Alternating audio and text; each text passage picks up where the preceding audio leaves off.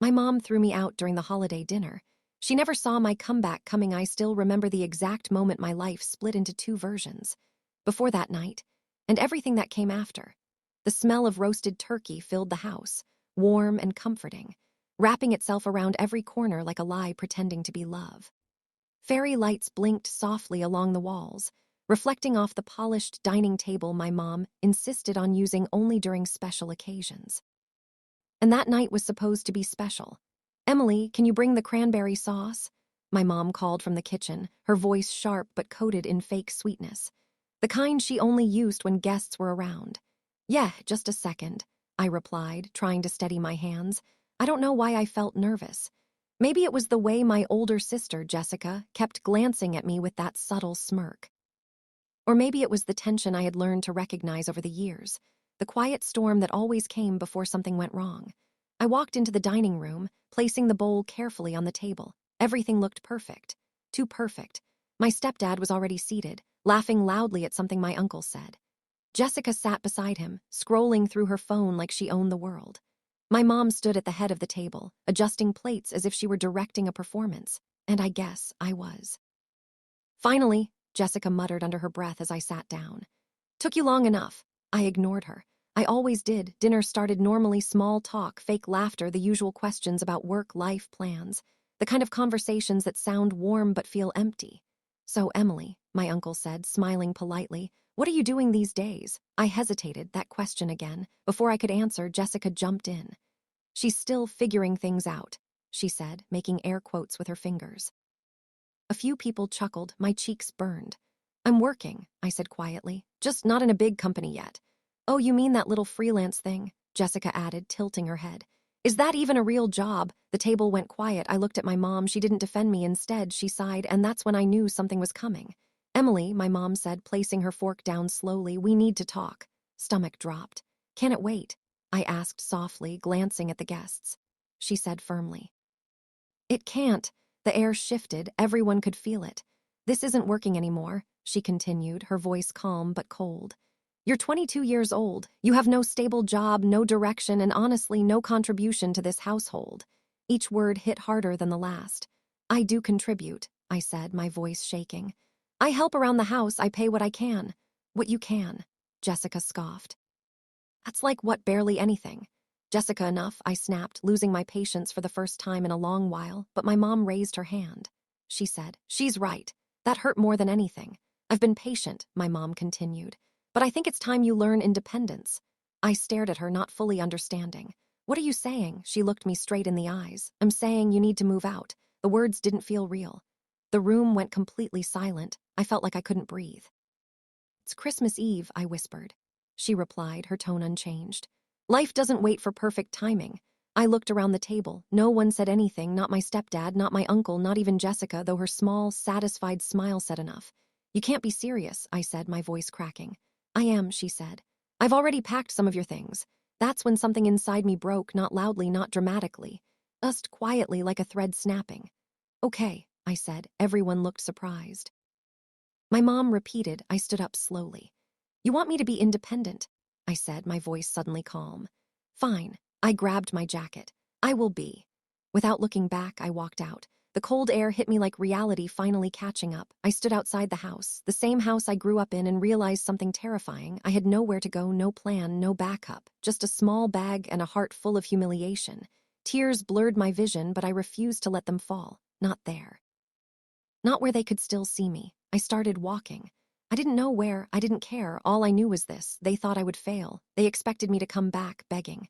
They believed I couldn't survive without them, and maybe a part of me believed that too. But that night, standing alone under the cold December sky, I made a promise to myself. I wouldn't just survive. I would come back stronger. And one day, they would regret the way they looked at me that night. The first night was the hardest. Not because of the cold, not because I was alone, but because, for the first time in my life, I had no safety net. I ended up sitting on a bench outside a small cafe that had already closed. The streetlights flickered above me, casting long shadows that made everything feel even more empty. I checked my phone, 3% battery. No missed calls, not even a message from my mom. That hurt more than I expected. I laughed quietly to myself. Wow, so this is what independence looks like. Voice sounded Chauja Bengali, indeed kukat. Noose. Like it didn't belong to me. I pulled my jacket tighter around me and tried to think, okay. Think, Emily, you have a little cachet, nearly dead phone, nowhere to go. Great, I muttered. Perfect start. I considered going back, just knocking on the door, saying sorry, pretending none of it happened. But then I remembered the way my mom looked at me, cold. Certain, like I was a problem she was finally done dealing with, and Jessica's smirk no. I wasn't going back, not like that. I spent the night at a cheap 24-hour diner, the kind where no one asks questions as long as you order something small. I bought a cup of coffee and sat in the corner, pretending to scroll through my dead phone just so I wouldn't look as lost as I felt. Around 2 a.m., a waitress approached me. She looked to be in her late 40s, tired eyes but kind. You okay, honey? She asked gently. That one question almost broke me. I forced a small smile. Yeah. Just a long night. She didn't believe me, I could tell, but she didn't push. Instead, she placed a plate in front of me. I made extra, she said. You look like you could use it, I blinked. I didn't order. It's on the house, she said, cutting me off with a soft smile. For a second, I didn't know what to say. Thank you, I whispered. And for the first time that night, I let a tear fall. The next morning came too fast. Reality hit even harder. I needed a place to stay. I needed a job. I needed everything. I charged my phone just enough and started searching. Apartments. Too expensive. Hotels. Impossible. Friends. I hesitated. I didn't have many close ones. And the few I did, I wasn't ready to explain everything. Then I remembered someone, Mia. We weren't best friends, but we used to be close in high school. She had always been kind. Always genuine. I took a deep breath and called her. She picked up on the second ring. Emily, she sounded surprised. Hey, it's been a while. Yeah, I said awkwardly. I know, I need a favor. Was a pause. What's wrong? I swallowed my pride. I don't have a place to stay, I admitted. Just for a few days until I figure things out. Pause. This one felt longer then. Come over, she said, just like that. No questions, no judgment. Really? I asked, barely believing it. Of course, she said. Send me your location. I'll pick you up. Just like that, for the first time since last night, I felt a tiny bit of hope. Mia lived in a small apartment across town, nothing fancy, but it felt warm, safe. You can take the couch, she said, handing me a blanket. It's not much, but it's perfect, I said quickly, and I meant it. She didn't ask too many questions that day, just gave me space, which I appreciated more than anything. But that night, we talked, everything came out, the dinner. The humiliation, being kicked out. Mia listened quietly. When I finished, she shook her head. That's messed up, she said. You didn't deserve that. I looked down. Maybe she's right, though. Maybe I am lost. No, Mia said firmly. You're just not where they expect you to be. That hit differently. Big difference, she added. I stayed quiet, then she leaned forward. What do you actually want to do, Emily? No one had ever asked me that seriously. Not my mom, not my family, just expectations, pressure. Comparison. I like designing, I said slowly. Graphics, social media stuff, I've done some freelance work. Then why aren't you going all in? Mia asked. I laughed softly. Because apparently it's not a real job, she rolled her eyes. Says who? I didn't answer, because I knew exactly who. The next few days were tough. I applied everywhere, cafes, retail stores, anything that could get me some quick income. At the same time, I started taking my freelance work seriously. I made profiles. Reached out to clients, posted my designs online. Most people ignored me, some rejected me, but one message changed everything. Hey, I saw your work. Are you available for a small project? It wasn't much, just a logo design, low pay, but to me it felt like a door opening. I replied immediately. I worked all night on that project, every detail, every color, every line. I poured everything into it, because this wasn't just a job. It was my first step. A week later, I got paid. It wasn't a lot. But it was mine, earned, not given, not judged. I stared at the screen for a long time, then I smiled. For real this time, maybe, just maybe, I wasn't as lost as they thought, but I had no idea this was only the beginning. Because far away in that perfectly decorated house, my mom still believed I would come back, begging, broken. And when I didn't, that's when everything started to change. The weeks turned into months. Every day was a grind, but slowly it was working. I had a tiny routine now. Freelance work in the mornings, applying for part-time gigs in the afternoons, and learning new skills at night. I was exhausted most of the time, but it was different from before. Back then, I felt trapped, judged, small. Now every effort felt like proof that I could be something more, and the best part? I didn't rely on anyone. I didn't have a safety net.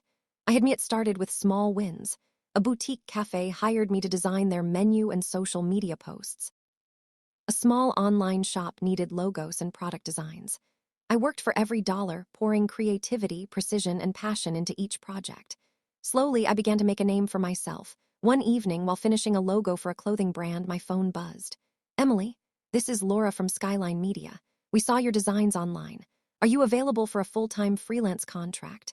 I stared at the screen, my heart pounding. This was it, the big break I'd been waiting for. I typed immediately.